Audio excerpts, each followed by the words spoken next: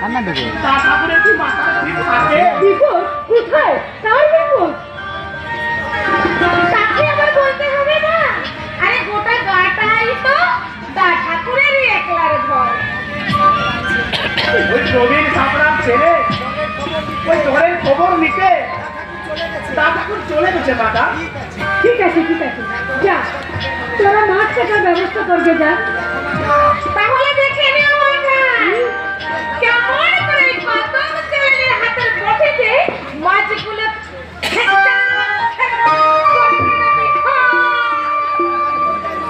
আমিও যাই মাথা। এই জালটা রেখে ওদিকে কাজগুলো দেখে আসি। গায়ে কারো বিপদের কথা শুনলে রবি ঘরের কথা তার মনে থাকে না। তা যান, তবে আমার গর্ব যে সারা দেশের মানুষের কাছে আমার রবি দেব তুল্য মাটির ভগবান। কিন্তু এদিকে তার ঘরের নিজের বিষয়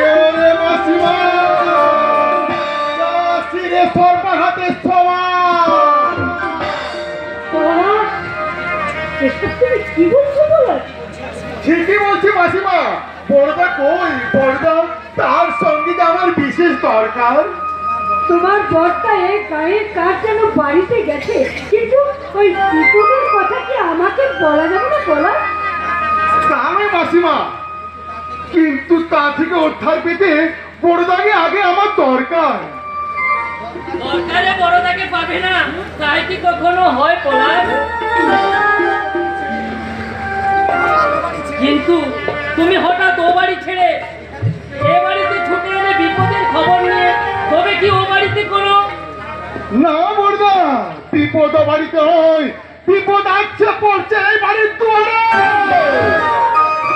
আর মানে কি হয়েছে পলাশ, খুলে বলো। উর্বর চাষের জমি নষ্ট করে ধর্মদাস চৌধুরী স্টিল দোকানগুলো তৈরির কাজে আমরা বাধা দিয়েছিলাম। এই কাজে নেতৃত্ব দিয়েছিল গৌরব। তাই ধর্মদাস চৌধুরী পোশাক কুত্তা সুনীল তরফদার গৌরবের পড়ানোর কার্যকর হাজির করতে চায়। কিন্তু এ খবর তুমি কোথায় পেলে পলাশ? আমার একজন বিশেষজ্ঞ পুলিশের কাছে এ খবর পেয়ে আমি আপনার কাছে ছুটে এসেছি। বড় এখন কি হবে রে রবি?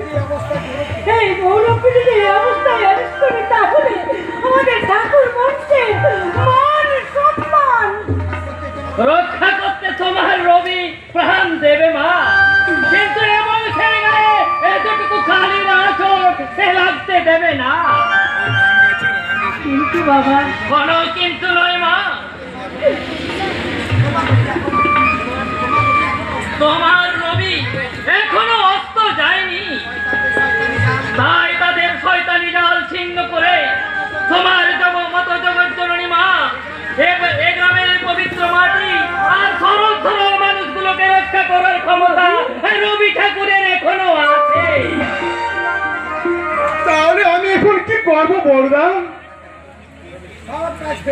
সব কাজ ফেলে তুমি এক্ষুনি ছুটে যাবে হাইকোর্টে। 24 ঘন্টার মধ্যে সকলের অগ্রিম জামিন করিয়ে নিয়ে সব এ গ্রামের মাটিতে পা রাখবে। বলো পারবে? শুধু পারবো নয় বড়দা, পারতে যে আমাকে হবে। আমি যে ভগবানের আদেশ পেয়েছি, ভগবান রামচন্দ্রের আদেশে হনুমান গন্ধমাদর পর্বতে তুলে এনেছে। আর আমি আমার ভগবানের আদেশ পেয়ে হাইকোর্ট থেকে পলাশটাকের গায়ের মুখে তুলে নিয়ে আসবো। বড়দা কি হবে রবি? গৌরব যদি আগাম জামিন না পায়? পাবে মা, পাবে, নিশ্চয় পাবে। জীবন ভোর মাটি মানুষের সেবা করে ভগবানের কাছে কি আমরা এইটুকু আশা করতে পারি না যে তিনি আমাদের বিপদ মুক্ত করবেন? বিপদ কোথায়? কার বিপদ বড়দা? হ্যাঁ, না বিপদ কেন হবে ভাই? আজকের এই শুভ দিনে কোনো বিপদ আমাদের স্পর্শ করতে পারবে না।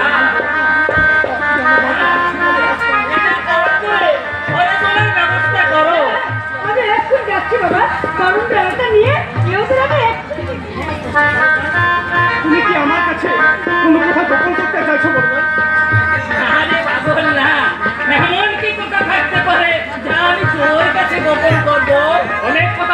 পারে রবিরঞ্জন বাবু যে আপনি ভাইয়ের কাছে গোপন করবেন? পুলিশ সময় আর যেমন কারোর জন্য অপেক্ষা করে না, এমনি আইন ও সব কিছুর ঊর্ধ্বে কোনো কারণে সেই কাউকে রেয়াত করে না। মানে ইউ আর আন্ডার অ্যারেস্ট। একদল গুন্ডা নিয়ে ধর্মদাস চৌধুরীর কারখানা তৈরির কাজে বাধা দিয়ে তার কর্মরত শ্রমিকদের আহত করার অপরাধে আমি আপনাকে অ্যারেস্ট করলাম।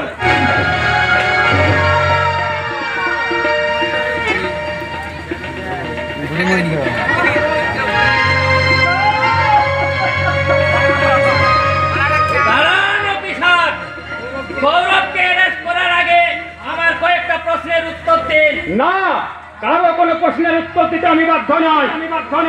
জনগণের চাকর হয়ে জনগণের প্রশ্নের উত্তর দিতে না চাইলে জনগণ তাদের প্রশ্নের উত্তর আদায় করে নিতে জানে। তার মানে এটাই, একটা ঘটনা ঘটে যাওয়ার 3 মাস পর আজ আপনার মনে হঠাৎ আসামি ধরার সাজ জাগলো কেন?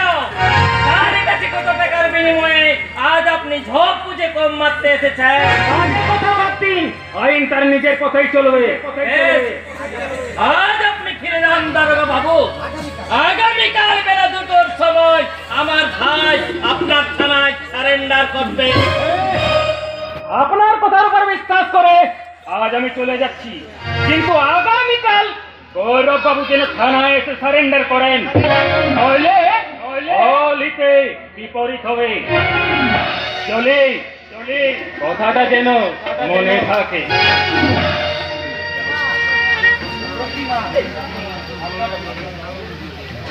প্রতিমা